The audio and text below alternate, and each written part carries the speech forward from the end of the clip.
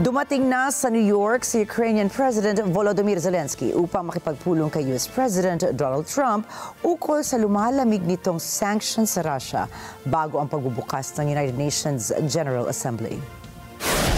Nagdulot ng pangamba ang mamamayan ng Kyiv nang hindi nagpatibay ang kanilang panawagan para sa masabigat na parusa laban sa Russia. Unti-unti ring umiigting ang paniniwala ng Kyiv na mas kailangan nilang umasa sa sarili nilang lakas upang maprotektahan ang kanilang bansa laban sa patuloy na tensyon mula sa puwersa ng Russia. Nagbigay din si Zelensky sa Russia ng listahan na mahigit sa 400 Ukrainian children kung saan ipinangako ng Russia na gagawa ng paraan upang ibalik ang mga ito sa Kyiv.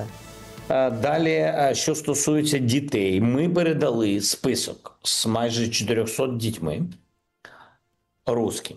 Вони нам запропонували щось в цьому напрямку напрацювати до 10 дітей. Ось це їх бачення таке щодо гуманітарних питань. Ayon sa datos ng Kyiv International Institute of Sociology, nasa 18% lamang ng mga Ukrainian ang naniniwalang matatapos ang labanan ngayong taon. Tumutugon naman ang Ukraine nang atakihin ito o nito ang pantalan at refineries ng Russia gamit ang kanilang long-range drones upang ipaalam na limitado man ang tulong mula sa labas, ipakikita nila na kaya nilang lumaban.